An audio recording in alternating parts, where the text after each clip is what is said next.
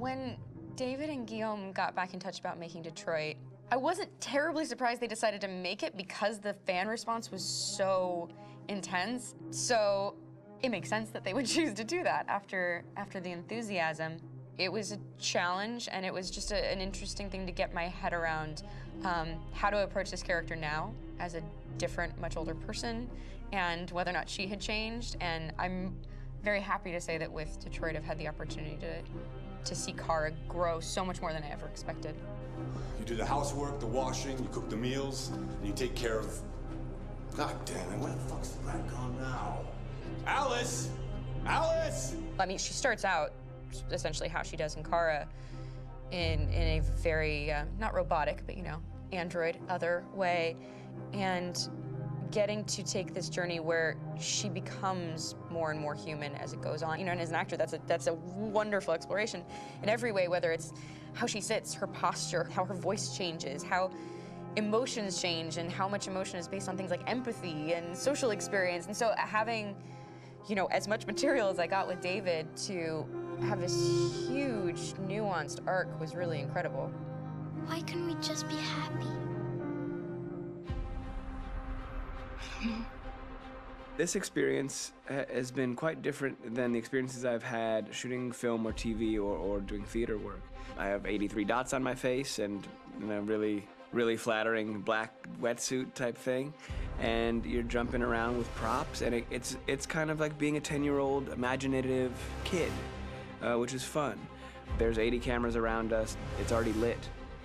So we just shoot and shoot and shoot and shoot and shoot. There's no change of sets, there's no hair and makeup, there's no wardrobe, so we move really fast, and we'll go through about 35 pages in a day. Working in TV or film, we'll probably do 6 pages a day.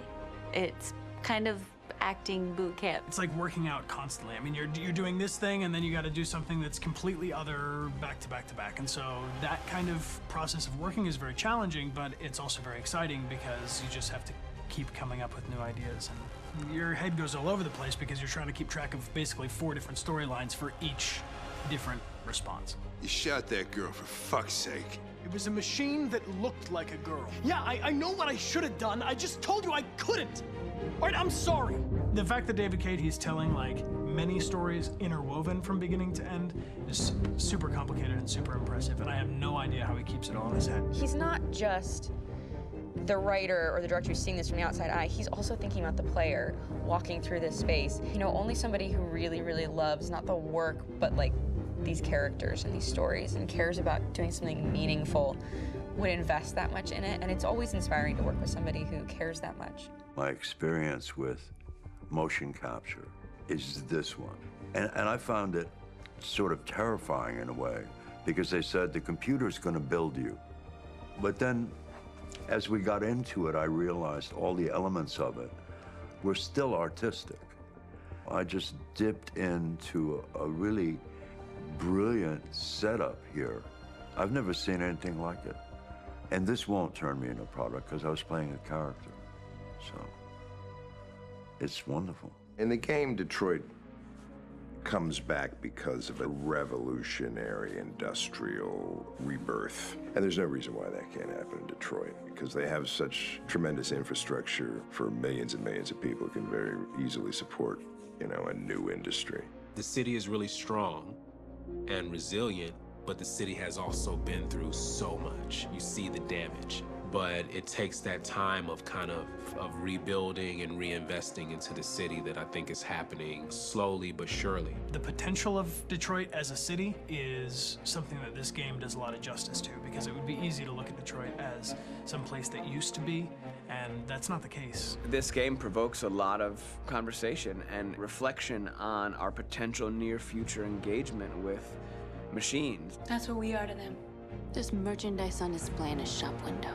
I think that a group that feels marginalized, feels like they deserve and have earned access to themselves and the environment around them, and are trying to figure out a way to articulate how to get freedom. What was I designed to be?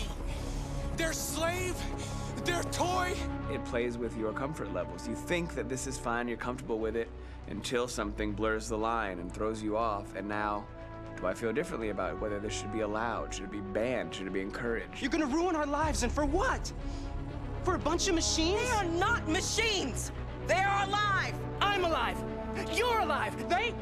They're nothing! There are lots of comparable comparisons to any type of persecution of religion, race, etc., dating way back.